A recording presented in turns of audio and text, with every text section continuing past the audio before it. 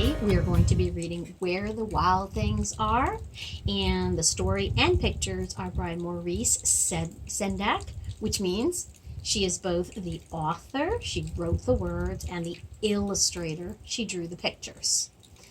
All right, we're also going to be focusing on the word the, T-H-E, the. I have gone through and I highlighted those words as we read. So when you see them in purple, make sure you say them with me. And here we go.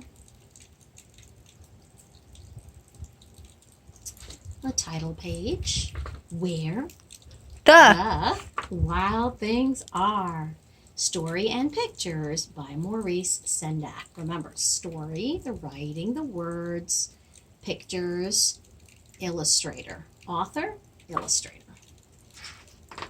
Oh, they look kind of scary. Here we go. The night Max wore his wolf suit and made mischief of one kind. Oh, he looks like he's going to get in trouble. He's putting a nail in the wall and standing on books he could fall. And another running down the stairs with a fork in his hand. His mother called him Wild Thing. And Max said, "I'll eat you up." So he was sent to bed without eating anything. He doesn't seem very happy about that. Oh, but take a look outside. It looks dark in the window. Must be getting close to evening time anyway. That very night, in Max's room, a forest grew. A forest, you see lots of trees. And grew.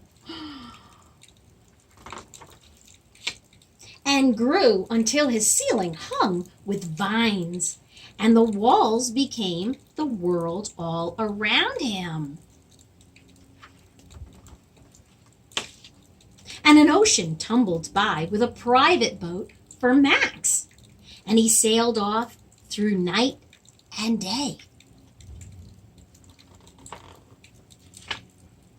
And in and out of weeks, and almost over a year, to where the wild things are.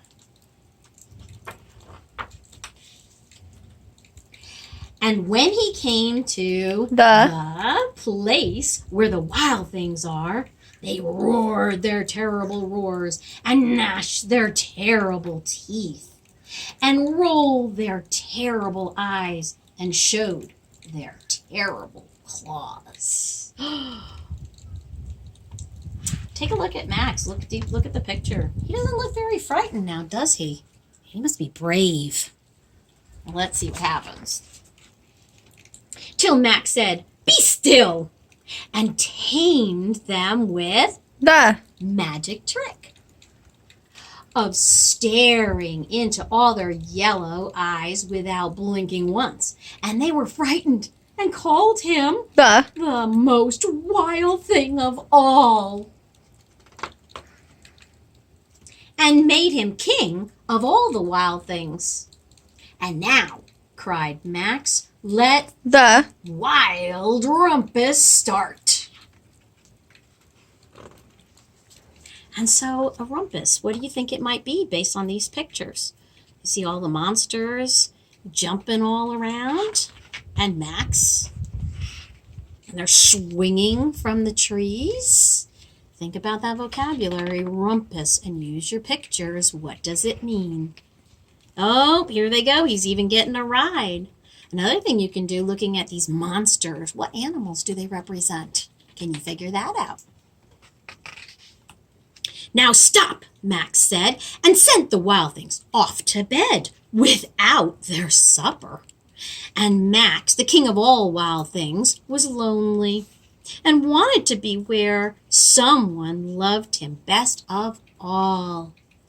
Think about where that might be. Then, all around from far away across the world, he smelled good things to eat. So, he gave up being the king of where the wild things are. But the wild things cried,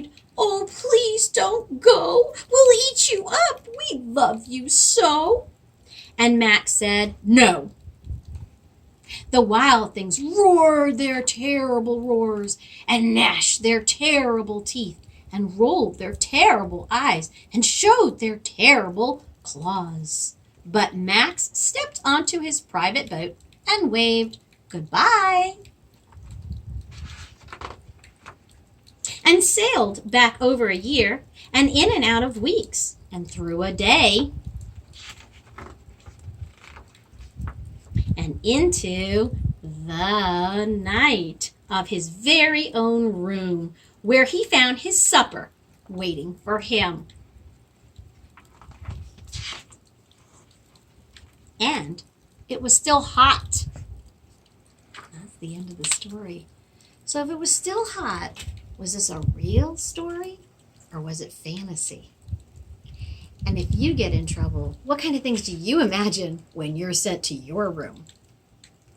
I hope you enjoyed your book, and I hope tonight, before your reading time, you look and label all the word "the."